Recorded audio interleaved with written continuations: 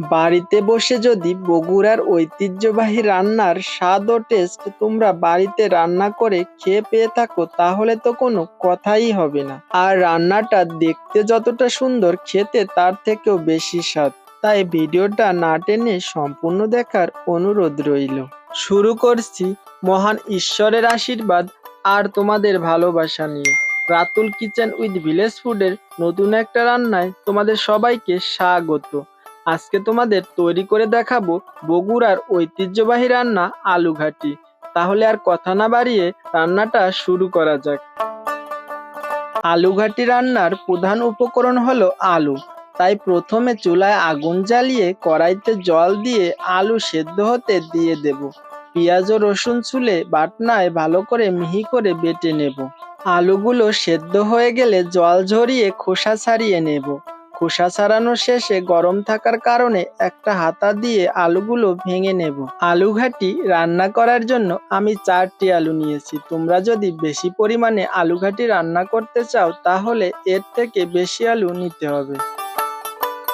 আলুগুলো ভালোভাবে মাখানো শেষে এবার জল দিয়ে ডালের মতো পাতলা করে নেব। তোমরা যখন জল দেবে তখন অল্প অল্প জল দিয়ে মেশাবে যাতে পাতলা না হয়ে যায়। জল মেশানো শেষে একটা চাকনির সাহায্যে চেকে নেব যাতে ভেতরে কোনো দলা না থাকে। তোমরা যখন বাড়িতে তৈরি করবে তখন অবশ্যই চেকে নেবে, এতে দেখবে আলু ঘাটির স্বাদ খুব ভালো হয়। এবার কড়াইতে তেল দিয়ে ফোড়নের জন্য দিয়ে দেব তেজপাতা, গোটা জিরে, 4-5টা কাঁচা পাকা লঙ্কা, আগে থেকে কুচিয়ে রাখা পেঁয়াজ কুচি ও আদা বাটা দিয়ে কিছু সময় নেড়েচেড়ে কষিয়ে নেব।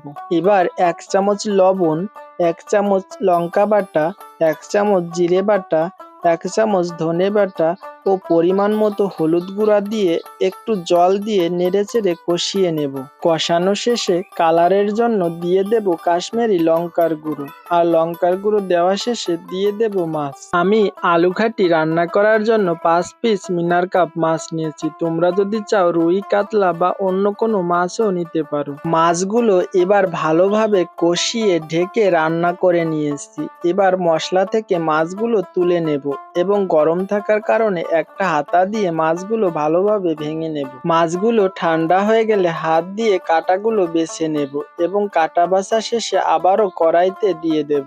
এবার জলে গোলানো চেকে রাখা আলু দিয়ে দেব কড়াইতে দিয়ে প্রায় 20 মিনিটের মতো জাল দিয়ে নেব।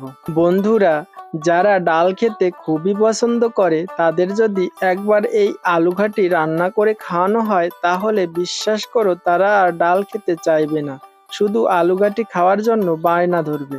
তোমাদের সঙ্গে কথা বলতে বলতে আমার আলু ঘাটি রান্না হয়ে গেছে, এবার নামিয়ে নেব। যদি রান্নাটা ভালো লাগে তাহলে অবশ্যই চ্যানেলটাকে সাবস্ক্রাইব করে লাইক, কমেন্ট এবং শেয়ার করবেন, এবং যারা ফেসবুক পেজে দেখছেন তারা পেজটাকে ফলো দিয়ে আমার পাশে থাকবেন। দেখা হবে অন্য কোনো রেসিপি নিয়ে, ততক্ষণ সবাই ভালো থাকবেন।